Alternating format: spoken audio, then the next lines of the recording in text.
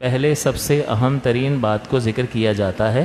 کہ بھئی اس کے بغیر غسل ہوگا ہی نہیں، اور وہ تین چیزیں ہیں: اچھی طرح کلی کرنا، غرغرہ کرنا کہ منہ کے ہر حصے تک پانی پہنچ جائے، دوسرا ناک میں پانی نرم بانسے تک چڑھانا اور کوئی چیز رینٹ وغیرہ لگی ہوئی نہ ہو اس کو صاف کر لیں تاکہ جلد تک پانی پہنچ جائے دوسرا، اور تیسرا پورے ظاہری بدن پر ایک بار پانی بہانا، یہ فرض ہوتا ہے۔ تو یہ فرض کا ذکر تھا۔ اب ہم پورا طریقہ بھی آپ کی خدمت میں ذکر کر دیتے ہیں کہ جب آپ غسل واجب ہو تو واجب غسل کرنے کا طریقہ یہ ہوتا ہے کہ سب سے پہلے واش روم میں جائیں گے، لباس وغیرہ علیحدہ کریں گے تو آپ کا رخ قبلے کی طرف نہیں ہونا چاہیے، نہ ہی پیٹھ ہونی چاہیے، اس بات کا اہتمام پہلی چیز۔ دوسری، پھر آپ نیت کریں۔ نیت دل کے ارادے کو کہتے ہیں۔ طہارت کی نیت کریں کہ میں طہارت کرنے کے لیے طہارت حاصل کرنے کے لیے غسل کر رہا ہوں۔ تو اس کی وجہ، اس کا فائدہ یہ ہوگا کہ آپ کو غسل کرنے کا ثواب ملے گا۔ تو پہلے آپ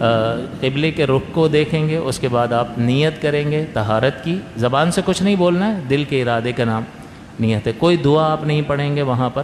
اور پھر سب سے پہلے یہاں تک گٹوں تک ہاتھ دھوئیں گے، اس کے بعد استنجا کریں گے، اس کے بعد جسم پر اگر کہیں نجاست لگی ہو تو اس نجاست کو دور کریں گے، اور اس کے بعد نماز جیسا وضو کریں گے۔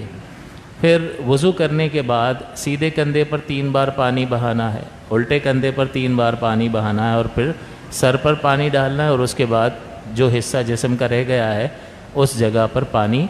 بہانا ضروری ہے۔ تو یہ مکمل ہو گیا غسل۔ اس میں ایک بار تو پانی بہانا فرض ہے کہ اس کے بغیر تو غسل ہوگا ہی نہیں، 3 بار پانی بہانا سنت ہوتا ہے، تو اس سنت کو بھی پورا کر لیں۔ اور سنت کا آپ کو یہ حکمت بتائی تھی کہ کسی بھی چیز کو سنت کیوں قرار دیا گیا ہے، تین بار کیوں سنت قرار دیا گیا ہے، کہ جب انسان اس سنت پر عمل کر لے گا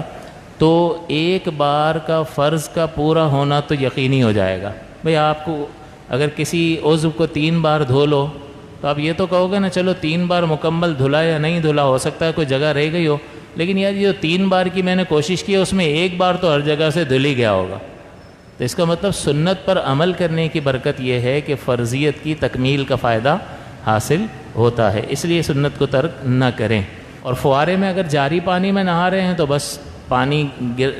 اس کو آپ موومنٹ کرنے کی بھی ضرورت نہیں ہے، تو مگے سے لے کر ڈال رہے ہیں تو یہ 3 بار ڈالیں گے تو سنت پوری ہوگی۔ اور فوارے میں نہا رہے ہیں تو وہ جاری پانی ہے، جاری پانی میں آپ خالی کھڑے ہو جائیں، پانی آئے گا اور گزرتا رہے گا تو یہ سنت پوری ہو جائے گی، تھوڑی دیر کھڑے ہونے سے ہی سنت پوری ہو جائے گی۔ ہاں تالاب وغیرہ میں اگر بندہ نہاتا ہے تو پھر اس کو پوزیشن بدلنی ہوگی، ایک جگہ کھڑا ہے تو 1 بار ہو گیا، پھر جگہ بدل لے، 2 بار ہو گیا، پھر جگہ بدل لے، 3 بار ہو گیا، 3 بار کی سنت پوری ہو گئی۔ تو اس چیز کا لحاظ کریں گے تو غسل میں بھی انشاءاللہ العزیز اطمینان بھی ہوگا، اور ڈھیر ساری جو ہے وہ انشاءاللہ العزیز ہمیں نیکیاں حاصل ہوں گی۔